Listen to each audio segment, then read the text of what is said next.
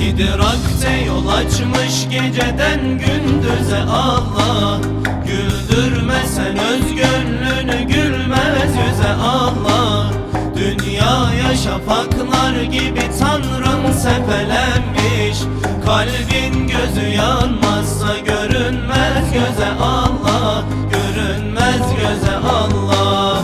Kalbin gözü yanmazsa görünmez göze Allah. Görünmez göze Allah. Allah biliriz cisim değil ya nedir Allah. Haleyli haleyli haleyli. En yüksek olan hakta hakikattedir Allah. Haleyli haleyli haleyli. Dondunsa tekamül ve güzellikler önünde.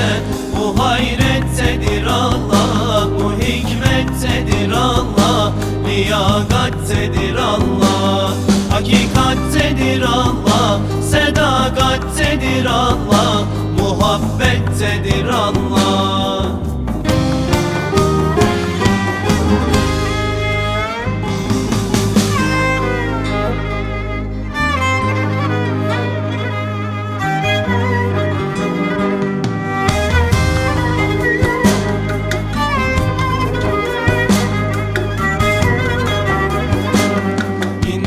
Tepeden tırnağa sen arzu dileksin.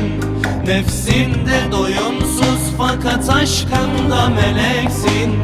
Zulmün yüzüne hak denilen silleni çeksen. Sillende mühürlenmiş o gayrettedir Allah. O gayrettedir Allah. Sillende mühürlenmiş o gayrettedir Allah.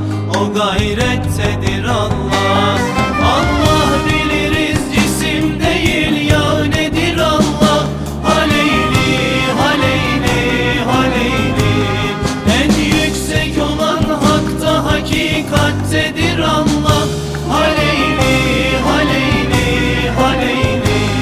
Dondunsa tekamül ve güzellikler önünde.